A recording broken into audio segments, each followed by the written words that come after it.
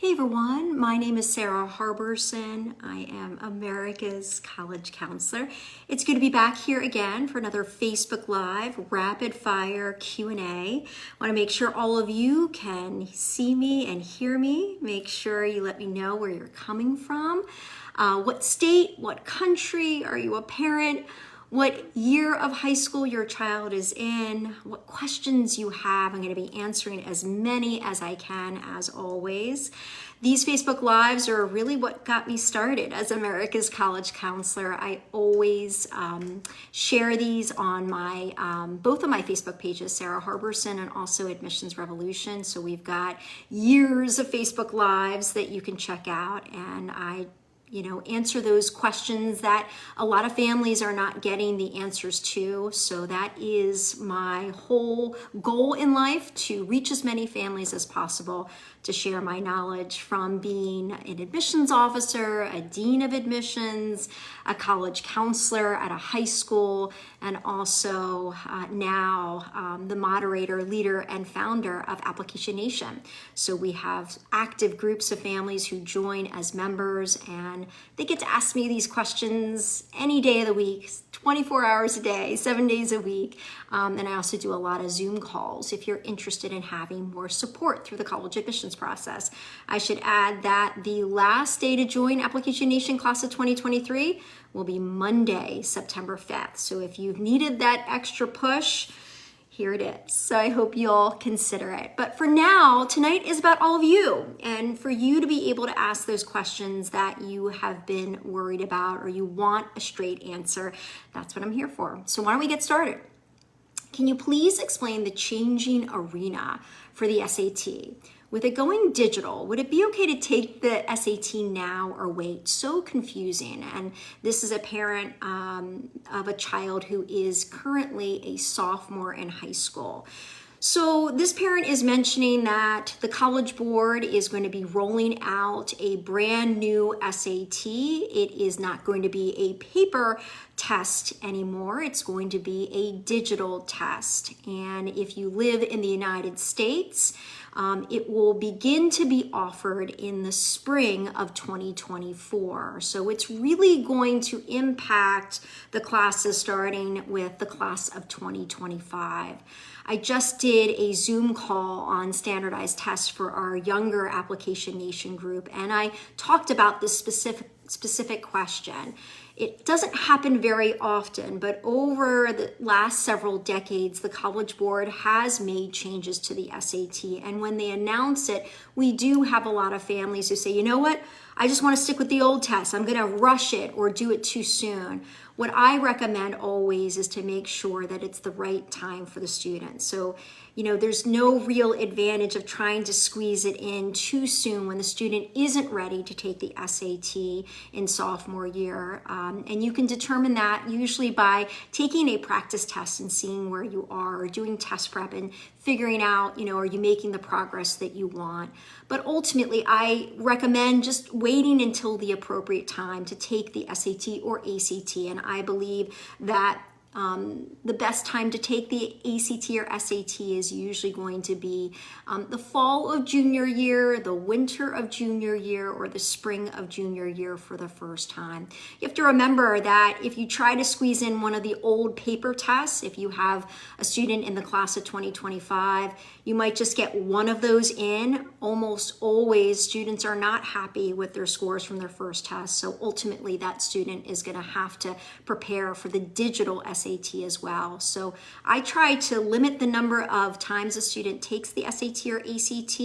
And one way to do that is to take it when the student is really ready. And you'll still have time to take it sometimes 2 or 3 times by the fall of senior year. Next question. My son has a college interview tomorrow with your alma mater, Hamilton College. I was hoping you might have some tips. Thank you so much. You just made our day. So as many of you know, my husband sits down next to me at these Facebook Lives. He's been doing it for years. He helps with all the questions as they start to roll in. And we are both Hamilton College alums, so thank you. So any tips? Interestingly, so I started in the college admissions business as a tour guide at Hamilton, and by senior year, I was one of a handful of senior interviewers. So I started interviewing students my senior year of college. The questions that are going to get asked by an admissions officer or even an alumni interviewer, they're going to vary from individual to individual and from college to college. But here's some questions that you want to be prepared for if you are interviewing for my alma mater or any college. Number one, you want to do a little bit of research before you go into that interview. So I recommend usually a day or a couple of days before your interview, go on the college's website, figure out exactly what major you are interested in, and dig around on that website, finding the things that are of interest to you and writing some of those things down, because one of the first questions you're going to get asked by most interviewers is, why are you interested in our college? And so you want to be prepared to talk about some things that are specific. And when you can talk about your major and how and what interests you at that college related to your major, it's really going to score some points. You just want to be ready to talk about yourself. Most interviewers are not going to delve too personally, but they're going to want to know about your high school experience, about teachers that have been influential to you, your favorite classes, the most meaningful activities, the things that you've done for your community. Sometimes they will ask some harder questions, tell me some books that you've read and, the lessons you've learned from those books. Those are going to be tougher questions, but a lot of times students will get asked about their books that they're interested in. Activities, experiences, just be ready to talk to that interviewer. And for Hamilton and a lot of small liberal arts colleges, you might be interviewed by an admissions officer or you might be interviewed by a college senior like I did that last year of college. So just be ready for either one. Small liberal arts colleges a lot of times are the ones that are going to be offering those interviews through the admissions office, and usually you're going to be doing those interviews before you apply. But some of those mid-sized or larger universities that still offer interviews, they're usually done after you submit your application, and most of the time they're going to be done by an alumni interviewer who does that on a volunteer basis. And then you might get asked at the very end, two things. First, is there anything you want the admissions committee to know about you that we haven't discussed? So, the students should really be thinking about the things that separate them, that really make them different. So if you've read my book, SOUNDBITE, you're going to know exactly what to say there. And then finally, they might ask you if you have any questions for them. So go into that interview with one or two questions that you can ask the admissions officer or the college senior who's interviewing you. So good luck on that interview, and I hope you have a beautiful day in Clinton, New York tomorrow. Next question. Hi, my son, California, senior, coming up, has a weighted GPA of 4.45, unweighted 3.85. He's taken 4 AP classes and is slated to take 4 more this year as a senior. He's an AP scholar and is on the varsity football team, non-starter, that's okay. His latest SAT was a 1430, and he wants to know if he takes the SAT again and does worse, will it hurt his chances? Well, by the way, your son's super impressive. It sounds like he is really challenging himself in the classroom and doing well in his classes, at least based on what I'm seeing.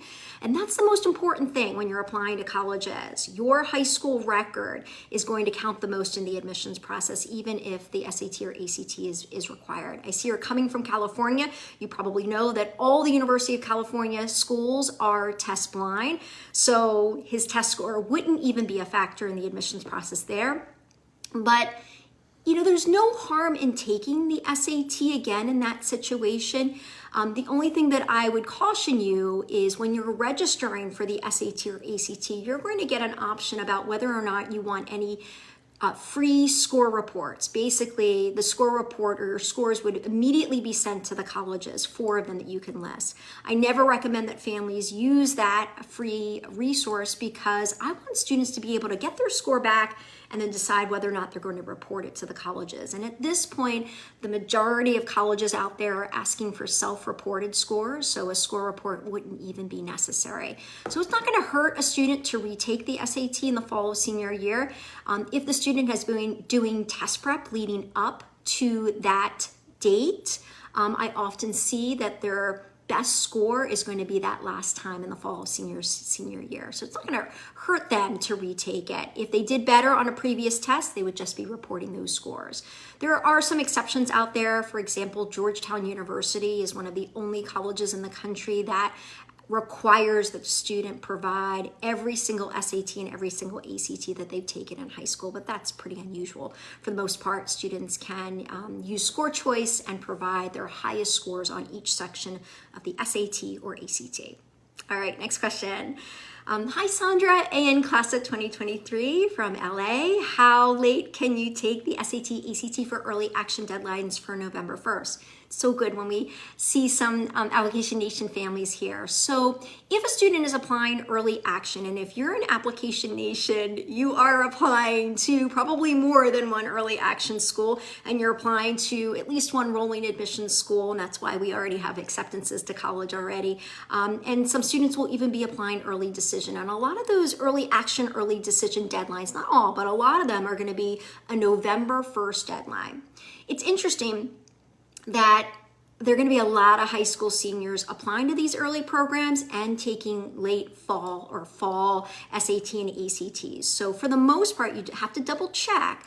But for the most part, a student could take the October or November test, even if they're applying early decision or early action with a November 1st deadline. You definitely want to double check this. I know, for example, the University of Michigan does not follow this policy. You would have to finish all your testing before the deadline, and your scores would have to be arriving by the deadline.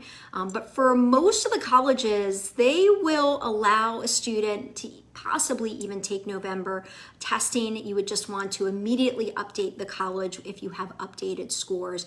But as always, you have to look at a college's admissions website to make sure that that is the policy for that particular college. But September ACT and October SAT, very popular testing dates, especially for those high school seniors. And in some cases, sometimes even a November test date can work for those early programs as well. Next question, is it important to take dual enrollment classes during your senior year?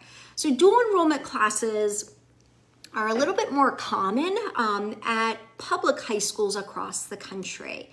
If you are applying in state and you're taking a number of dual enrollment classes, they can be very beneficial because you are getting credit to graduate from high school by taking those classes, and you're also getting credit towards your college degree. But if you're looking to apply to colleges outside of your state and you're not going to be applying to state institutions, or you're applying to highly selective colleges, most of those admissions officers are going to prefer that the student take advanced placement classes over those dual enrollment classes. That's generally what they would recommend. But you have to do what's right for you. And in some high schools, the dual enrollment classes are more challenging than the AP classes. But from an admissions officer's point of view, it's those AP classes that are going to be viewed with more weight than the dual enrollment classes. And those dual enrollment classes are sometimes co-offered or dual enrollment offered between your high school and your local community college, or your high school and the local four-year university, if you're curious about that. Next question, are virtual tours as good in person for a demonstrated qualification, demonstrated interest qualification? So let's break this down. What's demonstrated interest? Demonstrated interest is when a college is not just looking at the student's application. They're looking to see how much interest the student has shown them through the admissions process. The best way to show demonstrated interest to a college that tracks it would be to actually visit their campus. That in-person tour is always going to count the most. If they offer an information session while you're there doing the tour, I would try to do both. But with the pandemic, with limitations on travel, with limitations on families' schedules, colleges, for the most part, if they track demonstrated interest, will Also consider the virtual tour to count towards demonstrated interest, because they need to be a lot more flexible with that. If you're curious if a college tracks demonstrated interest, you can usually find out, an accurate answer by going to the college's common data set. Make sure you're looking at the most accurate one available. You're going to be going to section C, which is all about undergraduate admissions, and you will see a chart that lays out all the things that a college could consider in the admissions process. If a college tracks demonstrated interest, they will be checking off what's the checkbox considered. So when it comes to level of applicants' interest, that's the last thing that's listed on that chart. If the college indicates that they consider level of an applicant's interest, that is code for they track demonstrated interest. The tricky thing about that one is that sometimes there are mistakes on the common data set.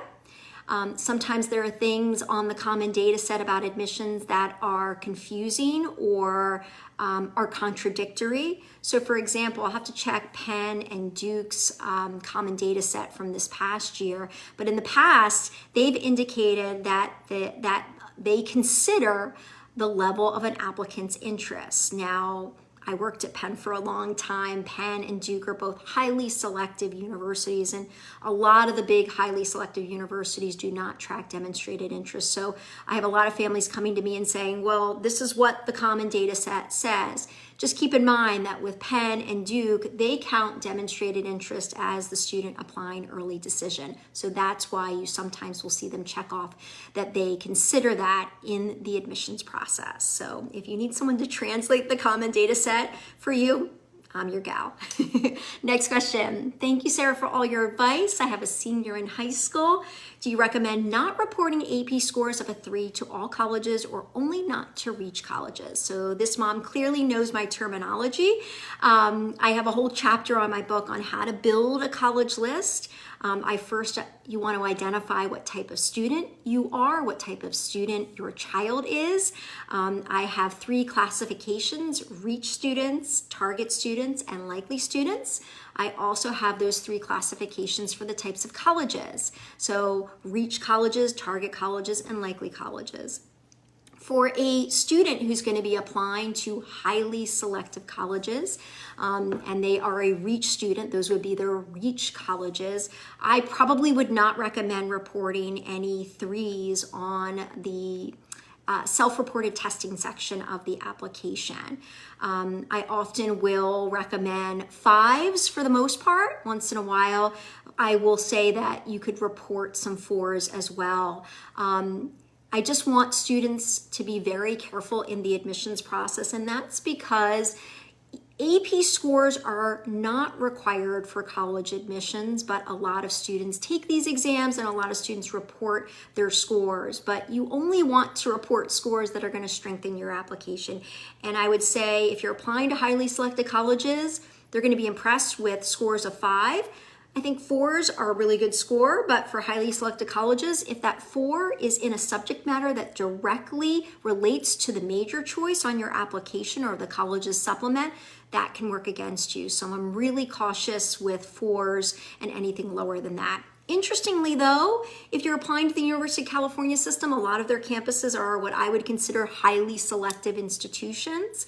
They're okay with 3s and 4s and 5s for the most part, but for those non-UC highly selective colleges, I would probably just report 5s. In some rare cases, a couple of 4s might be okay as well. But for those students who are those reach students, those highest achieving students, I would say that you could probably report your 4s and 5s to your target colleges and to your likely colleges. You just want to be careful with your reach colleges. Next question. Hello, my daughter was invited to apply to the Honors College at the University of South Carolina. What are your thoughts? I love honors colleges at larger universities for so many reasons. So, and they're really gaining popularity and momentum, especially over the last couple of years. And I think it's because I think there are a lot more students that are thinking of going to college or staying a little bit closer to home. And some of the best honors programs are offered at your flagship public state university, like the University of South Carolina. I think it is a great four-year experience. You have the ability to enjoy a big university and all the fun things that come with it, but then you're in a smaller environment with students who are academically similar to you, who want to take the most challenging classes, who have clear academic goals and ambitions. A lot of times you get special seminars, so smaller classes, more interaction with faculty members, more opportunities for research, more opportunities for mentorship. Also special dorms a lot of times, and the honors dorms are usually the best. So I'm a big fan of those honors colleges at your local flagship university. But we have a lot of students coming from out of state who are high achieving students, and they're applying to highly selected colleges, and they're also applying to these great public universities and to the honors programs, and they are sometimes turning down those private colleges and universities to go to one of those public universities because they're a part of the honors program. We had a student in our Application Nation class of 2022 who turned down Harvard to go to UNC Chapel Hill because that student got admitted to a special honors scholarship program there. So it happens all the time, and there are a lot of reasons to do that depending on what the student is looking for. You're also usually saving a lot more money, and that's going to help you, especially if you're planning to go to grad school or professional school after college. All right, next question. Is it worth taking the SAT a second time if it's been 3 months and the student has not done any more preparation? I'd say, if there's been no test preparation, it's going to be tough to walk in there and expect that the score is going to go up. That would probably be hard. I think if the student does even a little bit of prep, in the weeks leading up to the testing date, I think they would see definitely better results. When I was doing the Zoom call tonight for our younger Application Nation families, I said, it's not necessarily about, spending a lot of money on an SAT or ACT tutor or signing your child up for an expensive online class. Sometimes students will get a book and study on their own and do even better than the student who spent a lot more money. The difference is, for the student who puts in the time, who's doing all the homework for the class or the tutor, or following everything that the book is saying and taking practice exams, that's usually what makes the big difference in seeing that score go up. Next question. As an Application Nation student, what benefits do I have? Thank you. All right, so we've got two groups right now at different times of the year. Sometimes we have three, but right now we have the younger Application Nation group, and that is currently for the class of 2024, 2025, and 2026. And then when the students are spring semester juniors, so January, February of junior year, we break them off into their own groups. So the older group right now is the Application Nation class of 2023. If you're in the older group, there are 2 Zoom calls a month usually. I'm answering questions on the board every single day. So even if I'm on vacation or trying to take a day off, I never can. I'm answering questions all the time because there are questions coming in all the time. There are a lot of free perks to being a member in the older group. So I approve essay topics and give you guidance on essay topics, the honor section, the activities list, the SOUNDBITE, I make sure that I am approving as well. There are also add-on offers for families who are interested, and that happens in both the older group and the younger group, but I'll just talk about the older group.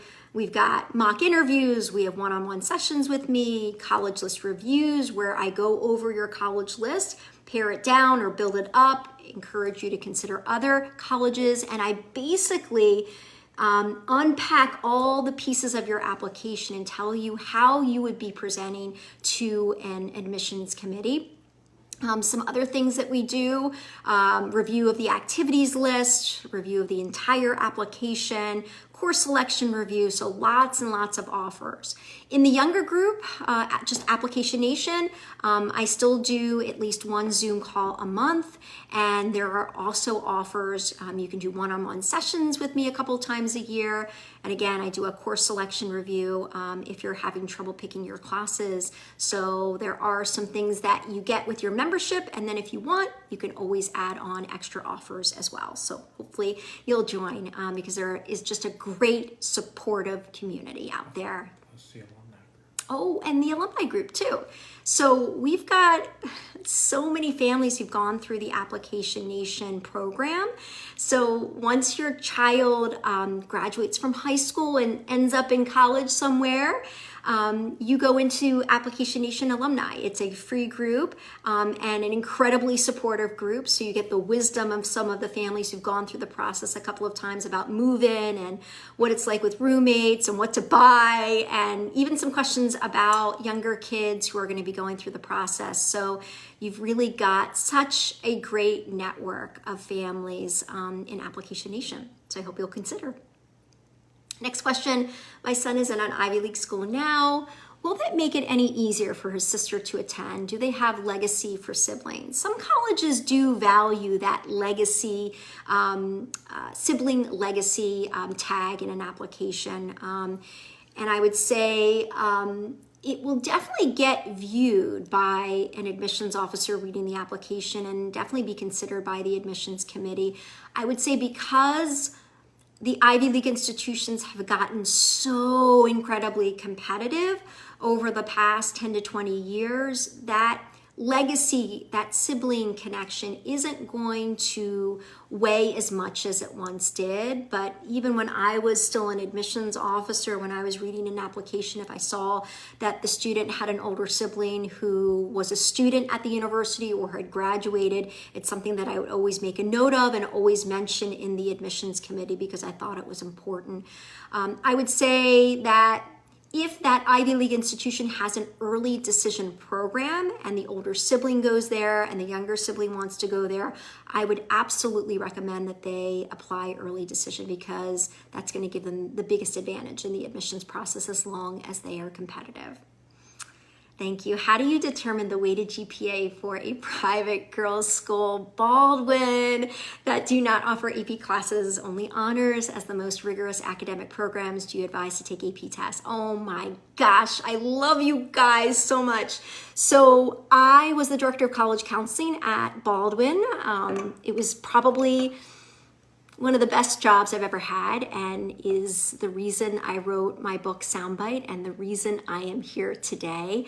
Those students inspired me to do great things because they do great things. So thank you so much. So Baldwin is a private high school, and there are a growing number of private high schools especially that are no longer offering the AP curriculum for various reasons. You know, it's up to the school to determine what their curriculum is, but students are only expected to take advantage of what's being offered at their high school. So I have to say it's not hugely common to see, you know, a high school not have an AP curriculum, but it's pretty common among some of the more competitive private high schools like Baldwin. So a student is not going to be expected to take outside AP classes like through Stanford Online High School or UC Scout, for example, or some of these other online programs that offer AP classes. They're only expected to take advantage of what's offered at their high school, at Baldwin. I would say that there is no reason to take AP classes unless there's a major scheduling conflict and you're able to take an online AP class. That's possible, and you can definitely do that. But if you are sticking to the curriculum at Baldwin or your high school, which I generally would recommend, and you're taking the most challenging classes that you can handle, you don't need to self-study for an AP exam. Do not do that. Number one, you have learned the subject. You're taking a similar class at your high school, but it's not the AP designated class. You have learned the subject matter in a very different way than the AP curriculum. So what would have to happen is you're going to have to put in so much time and effort to be able to learn the content the way that the AP program presents it, to be prepared enough to take that AP exam. So when I was the director of college counseling at Baldwin, I always had a few students who wanted to take an AP exam on their own. It was extremely difficult for them to study on their own in the spring, especially spring of junior year, which is really busy. And it was very difficult for them to get a 5 on those AP exams. And, you know, if you're applying to highly selected colleges, those highly selected colleges want to see 5s. So don't even give yourself that pressure. Just focus on taking the most challenging classes you can at your school. And thanks for mentioning that you are a Baldwin family. I just love those girls so much. Okay, next question. Will admissions find it suspicious if they've taken an AP class and don't report a score for an AP test? Well, I've been recommending this strategy for years as an admissions and college counseling professional, so I can tell you it works. Are they going to say, oh, the student took the AP class, but I don't see the AP scores? Let them. I'd rather them think about that and not hold that lower score against the student than the student feel the need to report a 3 or a 4, and then that's the reason the student doesn't get admitted. So at this point, you know, because of people like me, it's really important that we put students first in this admissions process, right? It's their choice on whether they're going to be sharing those AP scores, because AP scores are not required. So I guarantee you, I've worked with plenty of students who have not reported all of their AP scores, or sometimes not any of their AP scores, and are still getting into all those top colleges, all those highly selected colleges. All right, next question. If my son accidentally reported his free ACT score and he's choosing not to submit scores with application, then what should he do? Will they use his scores since they received them? You'd probably want to contact the admissions office and find out how to handle that. It's hard to know, you know, and I think every college could handle that a little differently. One of the benefits of being an application nation, though, is a lot of times families have these questions, and the answer is going to vary from admissions office or college, from colleges to colleges. So what often ends up happening is someone like me or someone on our staff will call up the admissions office anonymously and find out the answer for you, and then share it with all of the families in Application Nation, so you know. And the thing is, we don't stop at just calling once and just saying, okay, we got the answer. We have to be very careful with who we talk to in the admissions office. I love student workers, but they are not the same as an admissions officer with a lot of experience. So we will call the admissions office for you and talk to a different admissions officer a couple of different times, a couple of different people in the office, to make sure that we're getting consistent answers for you. Hi, Lori. Do AOs read the additional information section? Well, they claim to. I've had so many families come back and tell me that they did an information session and the admissions officer said, yeah, you can put whatever you want in that additional information section. I'd be really cautious and judicious. And here's the reason why. So if you're filling out Common App, and really a lot of applications will give you just a big old space, so that if you feel like you didn't get to list all your activities, hey, slap some more on, or more honors, or you know what, I'm going to explain why my grades are low here. I'd be really careful about using that space. And that's because these admissions officers are under so much pressure to read an application. We know that some of these highly selected colleges are reading an application in 5 minutes or less. And when they see that additional information section filled in, they know it's not going to be as necessary as the student believes. So it's pretty rare for me when I'm working with families in Application Nation to approve of a student using that space. There are exceptions to that. Sometimes you need to explain something, but I would just check in with me before you do it, because the admissions officer doesn't like to read more than they have to, and that is not a required part of the application, and they technically don't even have to review it. So I would try to use the other sections of the application as much as possible, or if you have a really unusual situation, definitely ask in the discussion board if you're in Application Nation. I'm happy to weigh in. Hi Denise, AN Application Nation 2021 and AN 2023. Thank you, Denise. I love when you come back with more kids, and it's because I think you've had a good experience in Application Nation, so I really appreciate that. If an essay is optional, should we submit it regardless, especially if you're going SAT optional?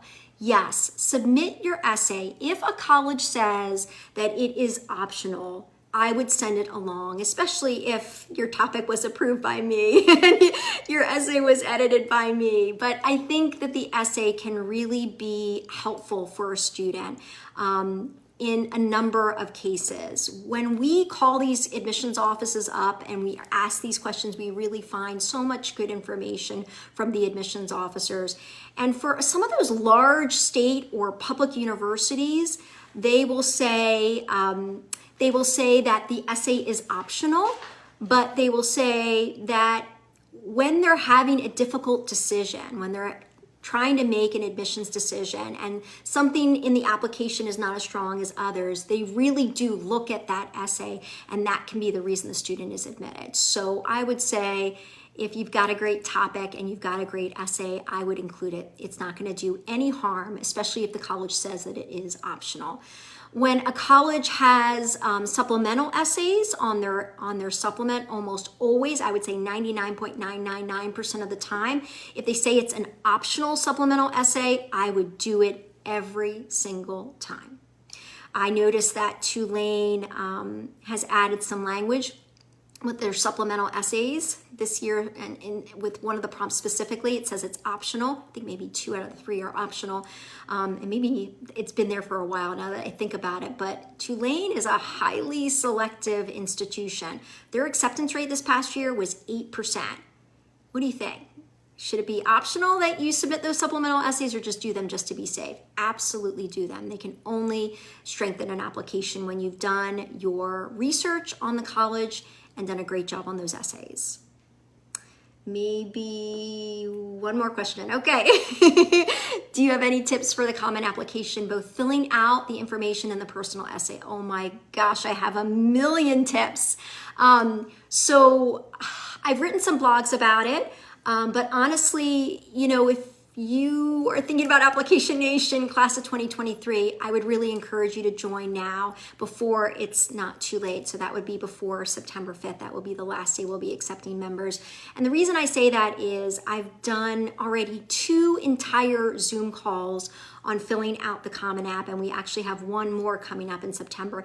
And we record all of the Zoom calls. So the first one that I did in August was literally how to fill out every single section, and there are so many little tricks and tips that I share with everybody. There's so many opportunities for students to make mistakes. You have to remember, most of the time students are filling out an application for the first time. I've done this a lot. I've filled out a lot of applications and I've read a lot of applications. So that was the first call. The second call that I did on Common App was just about the activity section, because that is one of the hardest sections to fill out. And both those are recorded. If you're members, you can have access to them. I've got one more Common App session coming up in September, and it's filling out the honor sections and putting the finishing touches on it. So I would definitely encourage you to join. But if not, check out my free resources. I've got a number of them, and I always write blogs. So I've written some blogs about filling out applications as well.